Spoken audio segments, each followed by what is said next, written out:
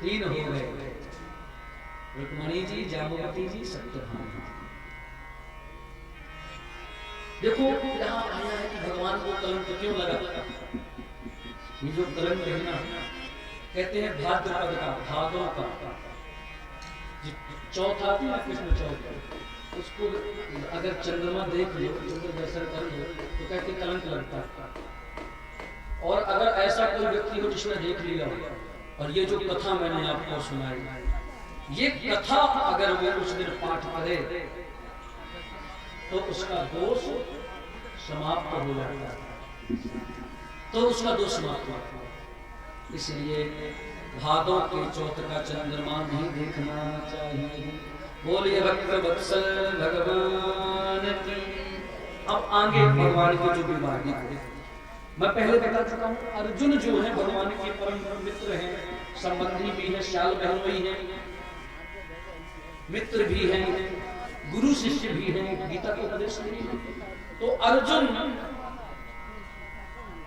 से मिलने के लिए भगवान भी प्रायः हस्तिनापुर इंद्रप्रस्थ आते रहते। एक बार द्वारिकाधीश भगवान इंद्रप्रस्थ पधारे, कुंती बुआ से मिले। इंद्रप्रस्थ जिसका वर्तमान में नाम है दिल्ली, दिल्ली का प्राचीन नाम है इंद्रप्रस्थ। और उस इंद्रप्रस्थ में जब भगवान उपस्थित हुए, सायंकालीन अर्जुन के साथ में कहे मित्र चलो कहीं घूमने चलते हैं। और दिल्ली में जमुना जी बहती है, तो जमुना जी के किनारे, कालिंदी के किनारे सायंकाल में भगवान बैठ गए अर्जुन के साथ में भ्रमण करने को निकले। और जब भ्रमण करने को निकले तो देखा मार्ग में यमुना जी के किनारे एक स्त्री बैठे, बहुत सुंदरी है, और वो ध्यान लगाए, परमात्मा का चिंतन कर रही, ध्यान कर रही, तप कर रही। भगवान ने अर्जुन से कहा, अर्जुन जरा इनसे पूछ के आओ ये देवी जी हैं कौन, और यहाँ अकेली क्यों बैठी, क्या चाहती हैं, किस लिए तप कर रही हैं। अर्जुन गए और अर्जुन ने जाकर के पूछा, देवी जी आप कौन हैं, काकम कस्यास शुश्रूषि कुतोषि किंचित् ईर्षसि, आप यह क्या कर रही हैं। तब वो जो देवी जी बैठी थी उन्होंने कहा, अहम देवस्य सवितुर्दुहिता, मैं भूत भास्कर भगवान सूर्य की दुहिता हूं। दुहिता माने बेटी, पुत्री। अहम सवितुर्देवस्य दुहिता, मैं सूर्य की पुत्री हूं और मैं यहाँ तप कर रही हूँ। किस कामना से, बोले पतिमिच्छति, पति प्राप्त करने की कामना से। तो बोली आप इतनी सुंदरी हैं तो आपको तो पति मिल ही जाना है, क्यों इतना कुछ तप कर रहे। बोले नहीं, मैं कोई संसार का ऐसा पति के लिए नहीं यह तप कर रही, वो पति मिले और फिर मुझको विधवा बनना पड़े, वो मर जाए, मैं तो नहीं चाहती, कैसा पति चाहती हूँ। तो बोली मैं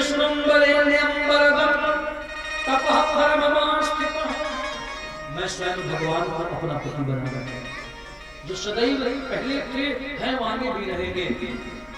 अगर मैं उनकी पति नहीं बन जाऊंगी तो सदा सुहागन रहेंगे, कभी विधवा नहीं होंगी। नाम पतिम गणे वीर्य, अन्य को नहीं चाहते, अमृते श्री। उसने कहा कालिंदी किस समान, तेरा नाम कालिंदी है। कालिंदी मानी यमुना जी, मैं यमुना हूँ, कालिंदी हूँ। ये सूर्य की बेटी है यमुना, सूर्य की पुत्री का नाम है यमुना जी, और सूर्य पुत्र है यमराज जी। ध्यान देना, सूर्य के बेटे यम है और यमुना, दोनों भाई बहन हैं। अगर यम द्वितीया के दिन भाई भाई आती ना यम द्वितीया, उस दिन यदि कोई भाई बहन एक साथ यमुना जी में डुबकी लगाते हैं, स्नान करते हैं ना, तो यमराज उनसे प्रसन्न हो जाते हैं, उनको कभी दंड नहीं देते, उनको नरक में नहीं ले जाते। इन्हें कहा मेरा नाम यमुना और मैं भगवान को पति रूप में प्राप्त करना चाहता हूं। अर्जुन ने कहा तो देवी जी समझ लो आपकी मनोकामना पूरी हो गई, क्योंकि जानते हैं द्वारिकाधीश भगवान है और भगवान की लीला है। ठाकुर जी के पास आए, भगवान ने कहा अर्जुन कौन है। बोले प्रभु आप ये ना पूछो, आप इस समय बृहस्पति बहुत जोर पे चल रहे, आपके दाहिने चंद्रमा चल रहा है, जहां देखो सुबह कोई चर्चा है समय आप। बोले क्या? बोले ये भी देवी आपके लिए तब कर रहे हैं। अच्छा मेरे लिए? हाँ। तो क्यों विलंब करके बुला ले आओ। रथ में बैठाए और बैठा करके कुंती बुआ के पास आए। इंद्रप्रस्थ दिल्ली में ही अभी वहीं पर भगवान ने खांडव वन आदि जलाया है और समय अनुसार लौट करके कालिंदी जी को लेकर के, यमुना जी को लेकर के द्वारिका आए और द्वारिका में भगवान का कालिंदी जी के साथ में विधिवत विवाह संपन्न हुआ। एक जो है उज्जैन के राजा थे विंद और अरविंद, उज्जैन अवंतिकापुरी। विंदानुविंदा वावंत्यो दुर्योधन वसानुगो, ये दुर्योधन के मित्र भी थे और ये अपनी बहन, इनकी बहन का नाम था मित्रविंदा। मित्रविंदा का विवाह दुर्योधन से करना चाहते थे, लेकिन मित्रविंदा भगवान को चाहती थी।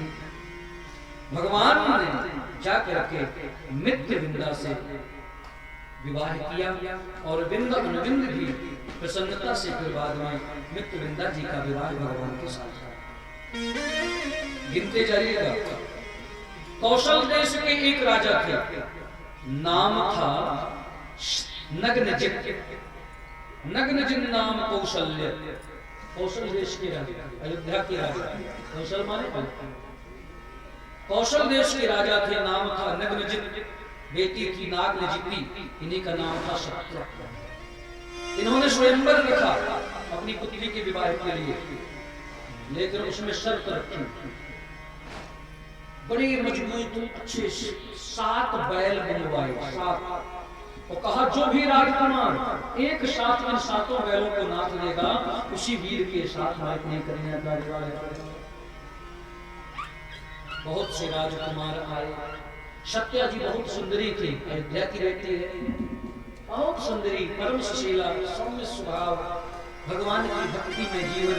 ठाकुर जी को चाहते कि भगवान भी इनको स्नेह करते, प्रेम करते थे। भगवान सत्या जी की विनती सुन करके मन ही मन अंतर्यामी है ना, एक दिन राजा के यहाँ पहुंच गए, नग्नजित के यहाँ, और कहा देखो राजन, क्षत्रिय धर्म को ये शोभा नहीं देता कि कोई क्षत्रिय आकर के उस चीज की याचना करे, मांगे, लेकिन मैं आपसे और कुछ नहीं मांग रहा, मैं आपसे सौहार्द की याचना करता हूं। अपनी बेटी का विवाह अवश्य करो। नरेंद्रयांचा कविभिर्विगर्हिता राजन्य बंधो निज धर्मवर्तिना। सौहार्द की याचना करी। राजा नग्नजित ने हाथ जोड़े, सरकार वो बेटी, वही पुत्री सौभाग्यशालिनी है, वह स्त्री जिसके आप पति हैं, और वह पिता भी सौभाग्यशाली है जिसके आप जैसे दामाद। लेकिन आप जानते हो क्षत्रिय की प्रतिज्ञा तो दृढ़ होती है। मैंने प्रतिज्ञा की है जो इन 7 बैलों को एक साथ नाचेगा उसी के साथ बेटी का विवाह होगा। सो आप प्रतिज्ञा पूर्ण करो और बेटी को ले जाओ। भगवान ने कहा कहां है वो बैल? सबने कहा द्वारकाधीश संभालिएगा, बहुत से राजकुमार आए हैं और वो राजकुमार एक बैल के पास जाते दूसरा मार देता, दूसरे के पास जाते तो और 6 आकर के मार देते। भगवान देखो, यही भगवान की भगवत्ता है, ईश्वर का ईश्वरत्व है। ठाकुर जी गए, देखा 7 बैल है तो भगवान भी 7 बन गए। भगवान भी एक साथ 7 रूप धारण कर लिए और एक एक बैल को पकड़ करके नाच। इसीलिए मैंने कल कहा था ना, समर्थ को नहीं दोष गोसाई। कभी भगवान की नकल मत करना, ये मत सोचना कि भगवान ने इतने विवाह किए तो तुम भी करो। दुर्दशा होगा अगर एक से दूसरी आगे बढ़े।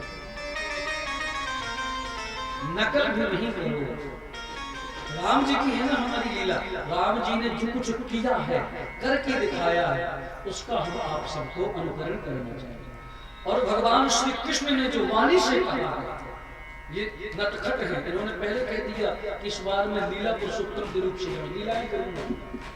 और लीलाएं ऐसी होती हैं सामने कुछ दिखेंगी लेकिन उनका जो प्रभाव है वो कुछ और होगा। भगवान का उद्देश्य कुछ और था, लेकिन सामने से लीलाएं सबकी समझ में नहीं आती थी। तो कहने का तात्पर्य नकल मत करना, भगवान ने इतने विवाह किए, क्यों किए? उसके भी पीछे का उद्देश्य है।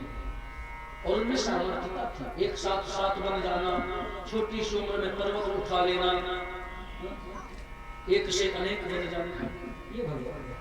और भगवान सत्य जी को लाए हैं, और सत्य जी के साथ में भगवान का विधिवत भगवान विधिवत सदृशीम प्रभु, भगवान का विवाह हुआ है।